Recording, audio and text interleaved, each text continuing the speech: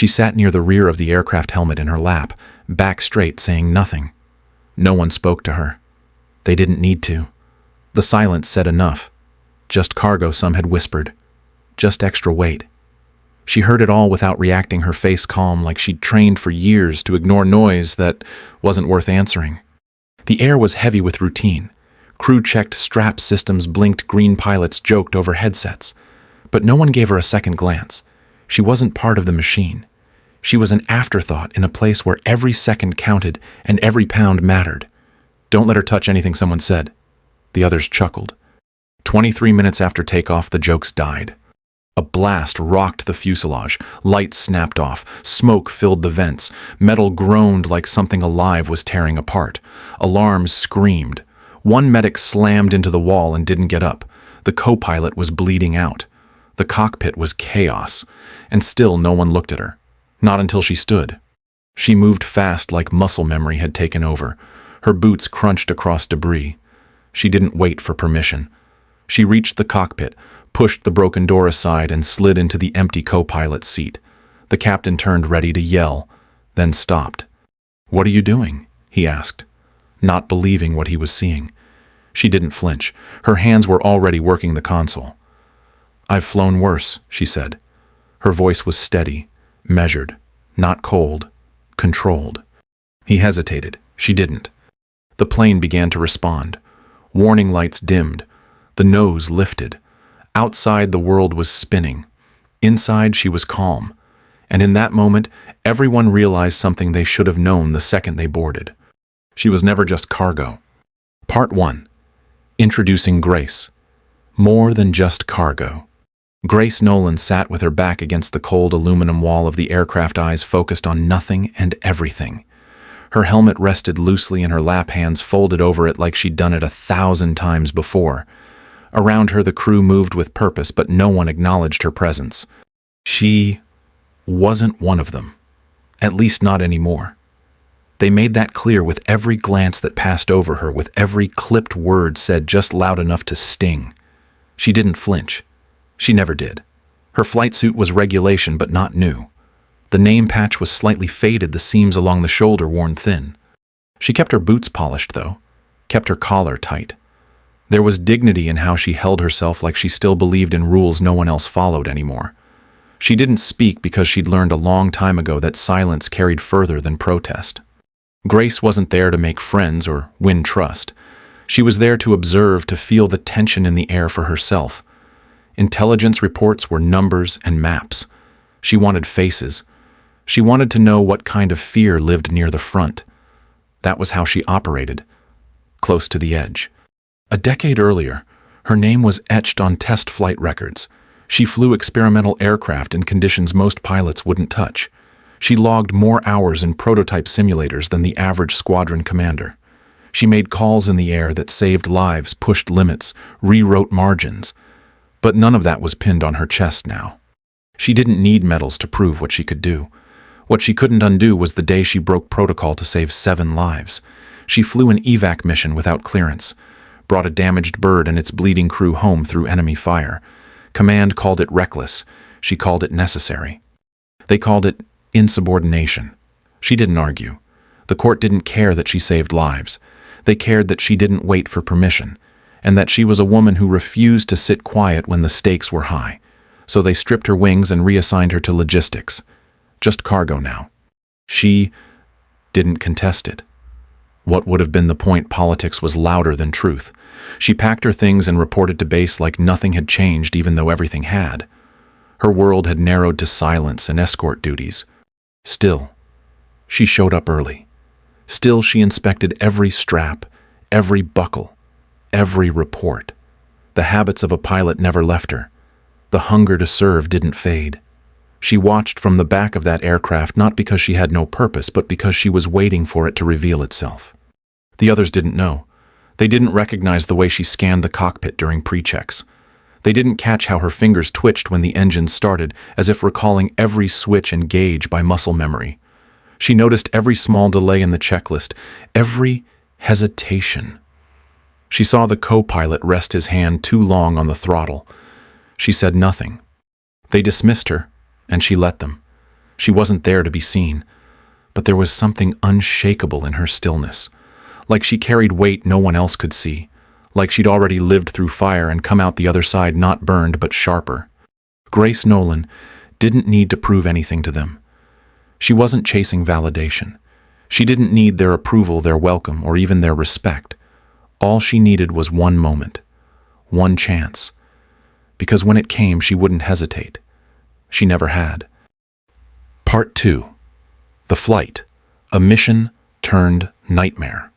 The C-130 sat heavy on the runway, humming low like it was holding its breath. Ground crews moved in practiced patterns, guiding pallets into place, locking gear with fast clicks. Inside the aircraft, the crew moved like pieces of a machine, sharp, efficient, and unsmiling. Grace stayed quiet, seated near the rear, away from the hum of voices and the flow of movement. Her presence didn't register.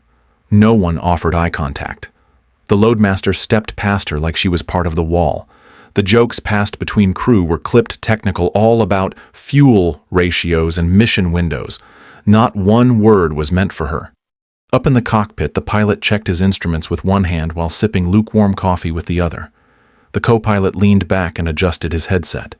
Grace heard the muffled exchange between them through the cabin wall. Just routine talk. All systems normal. No threats expected. The aircraft rolled out slow, its tires thudding rhythmically over the tarmac. The cabin lights buzzed soft and sterile, casting dull shadows on metal.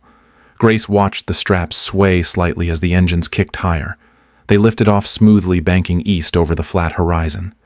23 minutes in the map said clear skies. The escort report gave them green light all the way to the forward base. Grace sat still, her hands folded. She felt the first vibration before anyone said a word. Then, a metallic bang ripped through the fuselage like a punch from beneath. The plane jolted. Lights flickered. Something hissed. Then the alarms came. Loud, sharp, endless. A high-pitched screech that shredded through protocol and calm alike. Smoke poured from a side vent. Loose gear tumbled. A medic slammed into the bulkhead and dropped. No one moved at first. The crew stared like the plane had just grown teeth. Then panic cracked the silence, shouting, scrambling, hands reaching for straps. Someone yelled about hydraulics.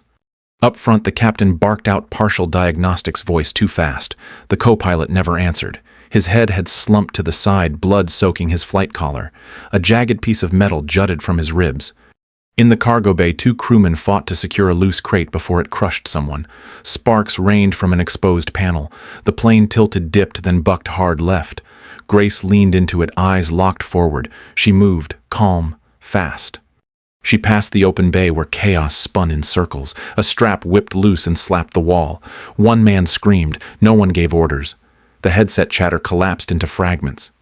The cockpit door was bent inward from the force of the blast. She forced it open with her shoulder elbow and a deliberate boot. The captain didn't turn. He was gripping the yoke like it might run away from him. The air was thick with sweat and smoke. She slid into the co-pilot's seat, hands already on the console.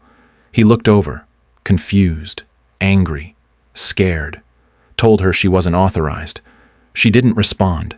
Her fingers flew across switches, crossfeeds, fuel balances, stabilizers. She talked through it like she was reading a grocery list. Throttle down 2. Engine 3's gone. Reroute through 1. The systems blinked in response.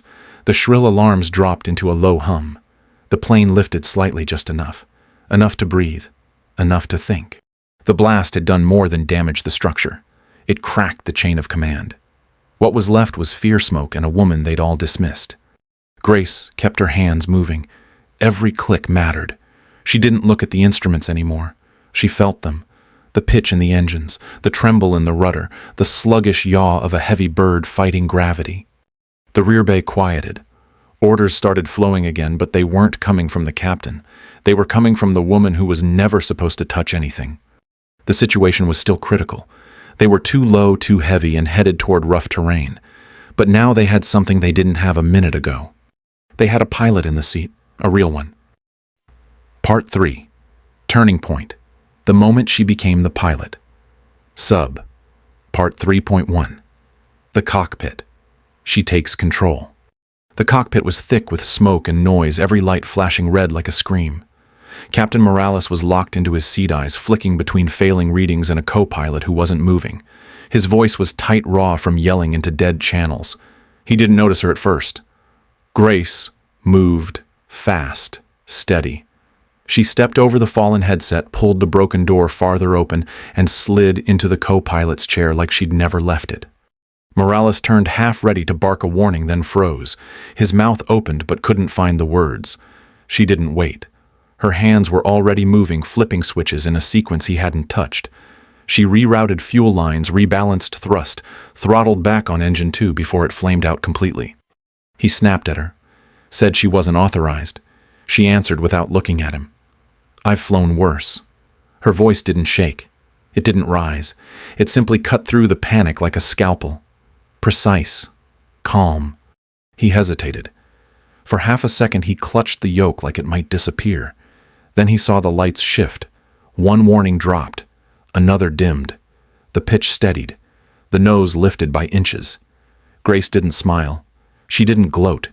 She just kept working her fingers, dancing across the panel like it was muscle memory. Morales muttered something about hydraulics, then tried to reroute manually. She stopped him, told him where to trim the rudder, how to lock the stabilizer with auxiliary support. He moved too slow, so she reached under the panel and did it herself. His eyes narrowed. She wasn't guessing. She knew. The plane was still heavy, nose down and veering off course. She tapped the backup chart, pulled a quick vector in her head, and made a decision before he caught up. "We need to dump weight," he argued. She cut him off.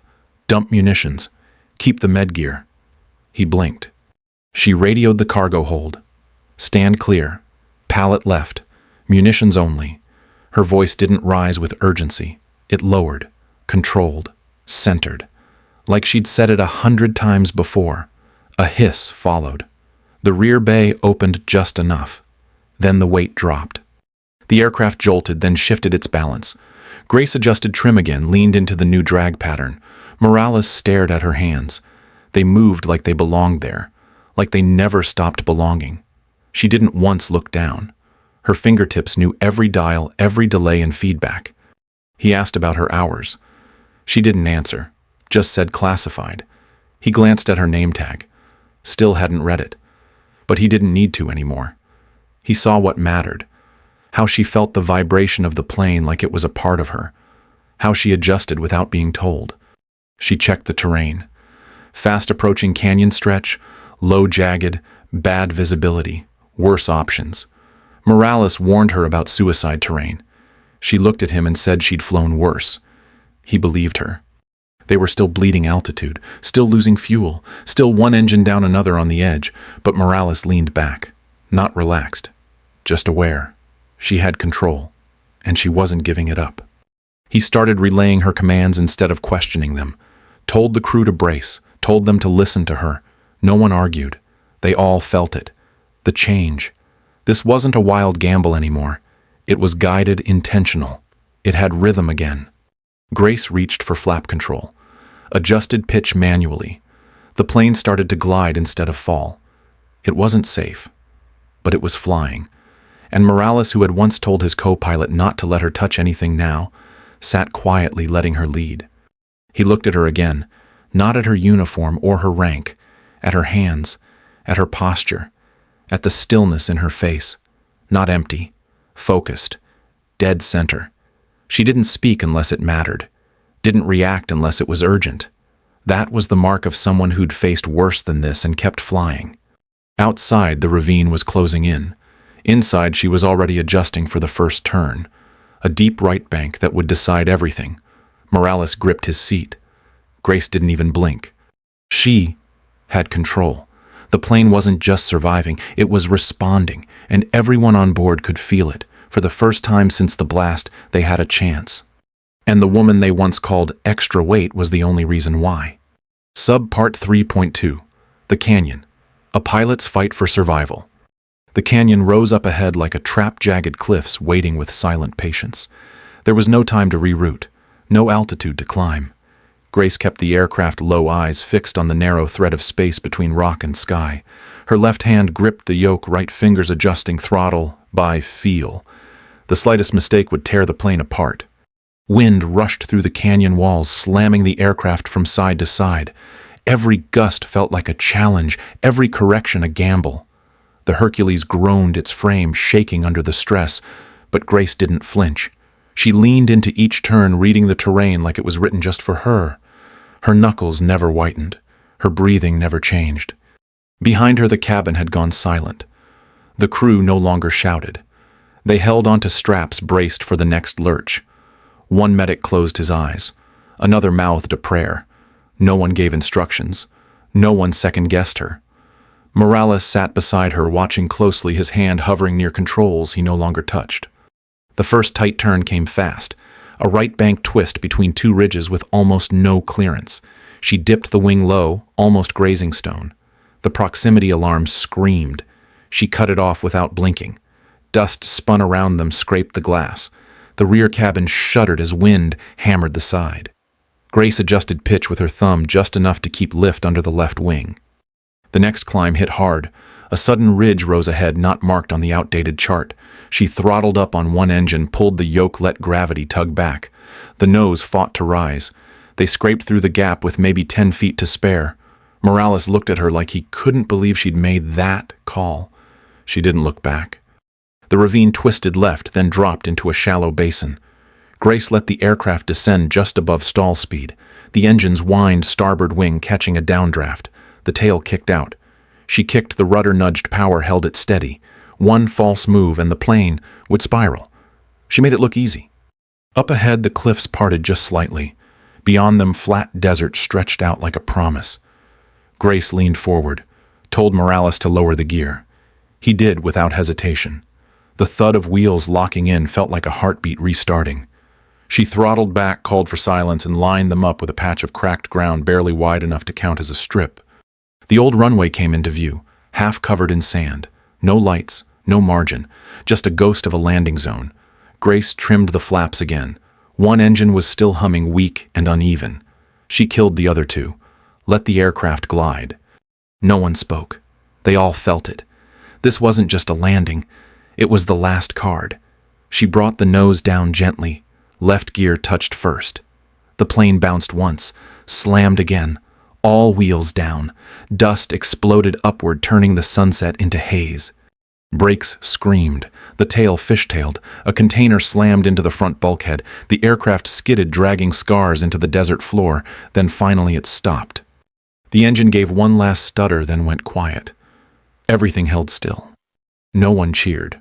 No one moved. Grace sat back, eyes on the horizon. The canyon behind them. The wreck of sky above. Morales whispered something that sounded like gratitude. She didn't answer. She had landed it. They were alive. That was enough. Part 4. The truth. She was set up.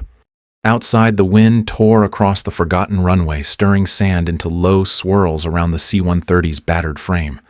The crew had begun to gather near the aircraft's rear, shaken, but moving checking wounds, taking inventory. Grace stood near the open ramp, her flight suit smudged with dust and grease helmet under one arm. She wasn't looking at anyone, but everyone was looking at her. They didn't speak right away.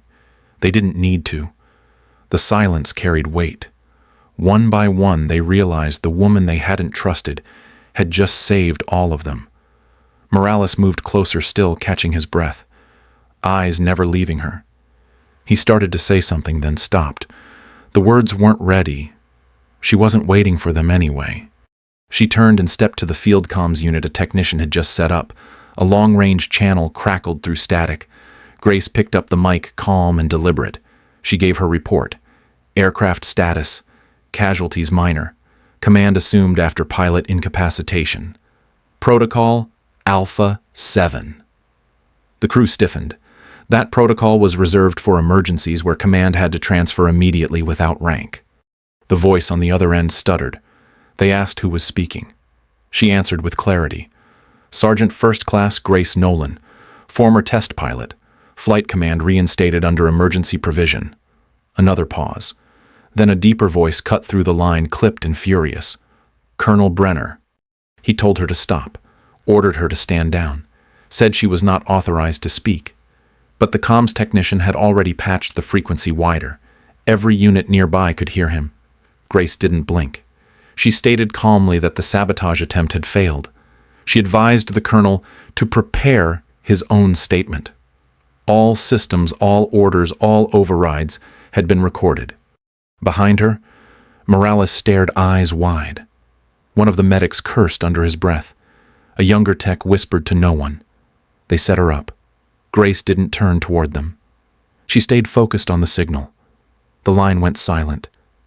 Brenner had cut transmission.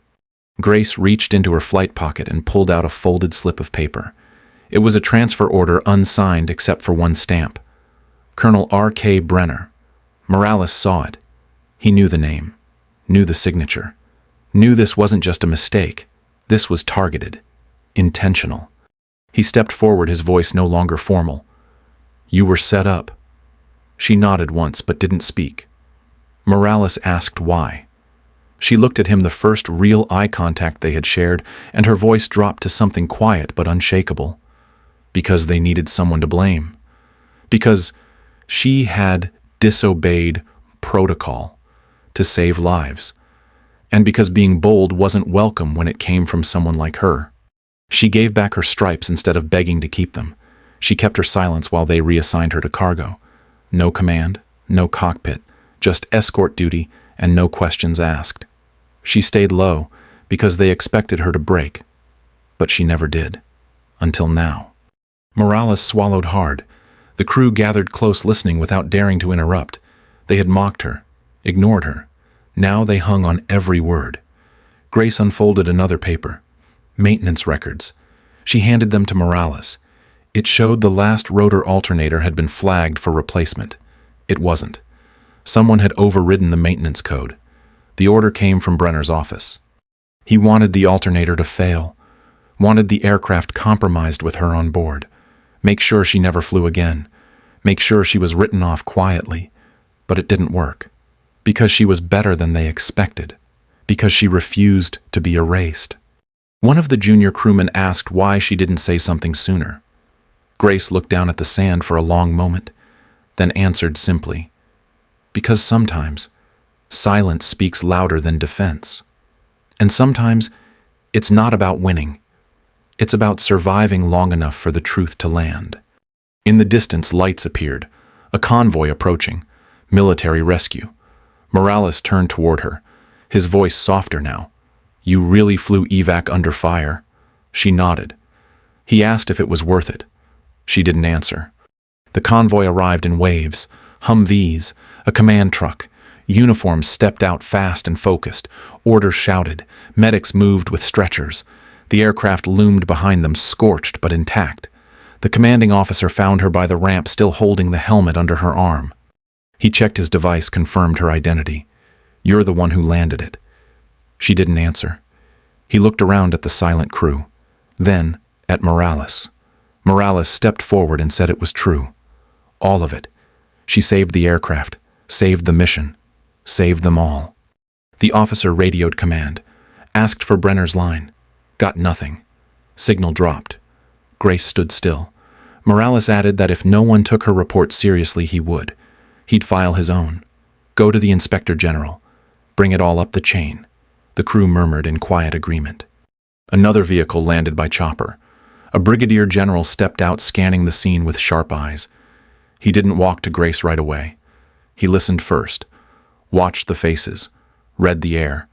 Then he approached, slow and direct. "Tell me everything," he said. No filters. And she did. Not as a woman looking for revenge, not as a soldier begging to be heard, but as a pilot, a damn good one. By the time she finished, the general didn't ask for paperwork. He gave an order. Full reinstatement, effective immediately. Open investigation into Brenner's command. No debate. The crew didn't cheer. They didn't need to. Something had shifted. Not just for Grace, but for all of them. The system blinked. Someone stood up inside it and made it blink again. Morales brought her a thermos, said she'd be flying again soon. She took it with a nod. He asked her what made her keep going. She looked back at the aircraft, scorched and silent, then answered, "Because they tried to use a broken machine to break me. But I've flown worse, and I'm still here." The truth had landed, and this time, it stayed. Part 5. Justice, Recognition and Reinstatement. The desert air had cooled by the time the second wave of command vehicles rolled up to the makeshift strip. Headlights sliced through the dark, catching the dust still hanging low around the damaged aircraft. Soldiers moved with precision, setting up perimeter lights, checking injured crew, working from checklists. But all eyes kept drifting back to her, to the woman who had landed a dying bird and never once raised her voice.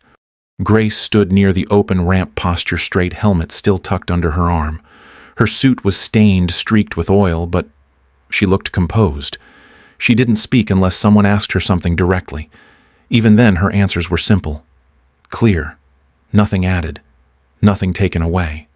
The field officer on site pulled out a slate, tapped through logs, and finally looked up at her. He asked for her full name, her reason for being on board. She gave him both without hesitation, then told him what happened. From engine failure to loss of command to her decision to assume control. Protocol Alpha 7. He paused at that. Not many people invoked it. Fewer survived after doing so. Morales approached, face steady now. He backed up her account in full. Didn't waver. Didn't sugarcoat. He spoke like a man who knew what he had witnessed wasn't ordinary. Grace let him talk. She didn't need to add anything. The silence around them carried weight. One of the soldiers handed over diagnostics from the black box. Another confirmed the override came from Brenner's authorization. Word of the sabotage had already started spreading, quiet fast, the kind of rumor that didn't stay rumor long. A second officer joined them, higher rank, slower step. He listened as Morales walked him through the flight path, the drop in altitude, the canyon maneuvers. Then he turned to Grace, asked her to walk him through the final landing sequence. She did. No drama. Just facts. Every sentence built like a puzzle piece. Every detail placed with care. By the end, even the most skeptical among them understood. This wasn't luck. This wasn't chance. This was skill. Years of it. The kind that couldn't be erased just because it made someone uncomfortable. The commanding officer stepped back, called into the field comm. His tone was clipped, low, professional. He requested immediate signal trace on Brenner's last override, ordered logs secured, and then he said it. She is to be reinstated, full flight status, effective immediately. No one clapped, no one shouted, but something in the air shifted. A release, a quiet kind of justice that wrapped around the crew like oxygen. Grace nodded once like the order was expected, not celebrated. That was who she was. Morales stepped beside her, told her he'd never flown with anyone like her. She didn't respond. She didn't need to. One of the crewmen, the same one who had called her cargo, stood off to the side, helmet in his hands. He didn't speak either. He just looked at her differently now. Like maybe he saw more than what the uniform showed. The brigadier general arrived later by helicopter. Dust kicked up as he stepped down, boots sinking slightly in the sand. He didn't walk straight to Grace. He circled the aircraft first, touched the scars along its body, saw the soot along the wing. Then he approached her, slow and deliberate. He asked her what happened. She told him. Every step, every choice. He didn't interrupt. When she finished, he didn't ask if it was true. He looked at the wreckage, then at Morales, then at the silent, steady crew behind them, and nodded. He ordered a full investigation into Colonel Brenner, made it clear that anyone obstructing it would be removed immediately. He gave instructions for Grace's name to return to the elite pilot registry. Not pending, not conditional, official. She didn't react, didn't smile. She simply acknowledged it. The general watched her for a long moment, then said something only a few people heard. You should never have been taken off that list. She said nothing in return. Later that night, when the convoy prepared to roll out, Morales brought her coffee in a steel thermos, told her he hoped this wasn't the last flight they shared. She took the thermos, nodded, and said it didn't matter. He asked her what she meant. She looked toward the aircraft, now quiet in the dark, then answered. Because it was never about getting back. It was about not letting them bury the truth. And today, it flew. He didn't reply. He just stood beside her, let the silence stretch, No need to fill it with anything less than what she had already done. Around them, the crew moved slower, now more aware, more respectful. She wasn't just a passenger anymore. She never had been, and now no one would ever forget it. Weeks later, the hangar was quiet except for the echo of distant footsteps and the soft hum of overhead lights. Grace sat alone on a folding chair beside the aircraft she had landed. The same C-130 now cleaned and inspected its scars, documented but not erased. She rested her elbow on her knee, fingers lightly touching the side of her thermos. Around her, the world had shifted. Her name was back on the active flight roster. The morning brief listed her as acting flight commander. Not a courtesy, not a formality, a fact. Colonel Brenner was gone, suspended pending inquiry. Internal review launched. There were questions being asked now that should have been asked years ago, but Grace didn't track the reports. She didn't attend the briefings unless ordered. She had never flown for recognition, only to be where she was needed. Her locker was still half empty. No framed pictures, no trophies, just the basics. A backup pair of boots, a journal she hadn't opened in months. Her new ID card had a reinstated rank printed in crisp ink, but she hadn't bothered to replace the old one yet. Pilots and ground crew walked by her with softer eyes now. They nodded. Some stopped. Some didn't. But none of them looked through her anymore. Recruits whispered her name during simulator drills. One had asked if she really flew canyon routes without radar. She had nodded once. That was enough. No one called her cargo anymore. The aircraft behind her stood like a monument, still grounded, still waiting.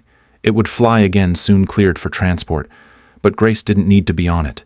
Not anymore. She had already flown it when it mattered most, when the odds were stacked, when fear was louder than reason. She thought back to that day, the weight in her hands, the feel of the yoke as the canyon rose ahead, the chaos in her headset, the silence that came just before touchdown. That was the moment, not the reinstatement, not the command. That was the proof. She didn't need medals. She didn't need speeches. She didn't need anyone to rewrite what had already been written in flight. She flew when everything was broken, and the world finally saw it. And that was enough.